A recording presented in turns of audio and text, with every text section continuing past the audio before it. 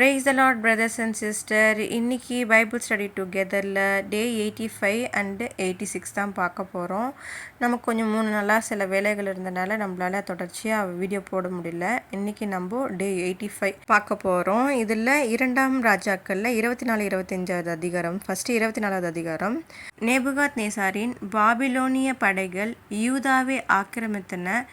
இதனால் யோயாக்கீமின் கலகம், யோயாக்கீனும் அவருடைய மக்களும் நாடு கடத்தப்பட்டனர். இறுதியில் எருசலேம் அழிக்கப்பட்டது. இவைகள் அனைத்தும் அவர்களுடைய பாவங்களுக்கு கடவுள் அளித்த தண்டனையாக இருந்தன. அடுத்த அதிகாரம் 25. பாபிலோனிய மன்னன் நேபுகாத் நேசார் எருசலேமை முற்றுகையிட்டான். இறுதியில் நகரத்தை கைப்பற்றினான். கோவிலை அழித்து சிதேக்கியா ராஜாவையும் யூதா மக்களையும் நாடு கடத்தினான். அடுத்த அதிகாரம் 1 நாளாகமும் 1வது அதிகாரம். ஆதாம் முதல் ஆபிரகாம் வரையிலான இஸ்ரவேலர்களின் வம்சாவளியை சொல்கிறது.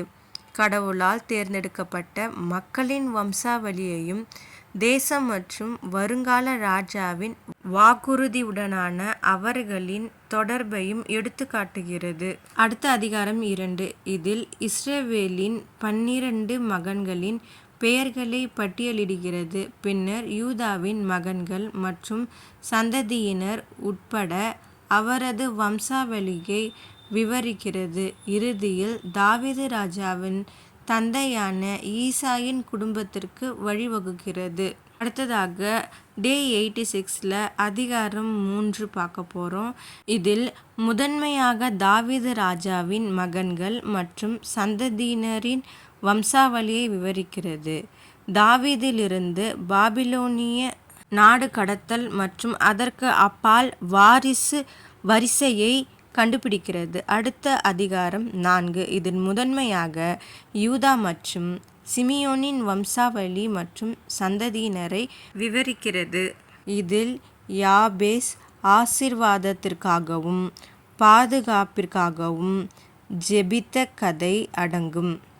மேலும் கடவுள் அவரது கோரிக்கையை நிறைவேற்றினார். அடுத்த அதிகாரம் 5.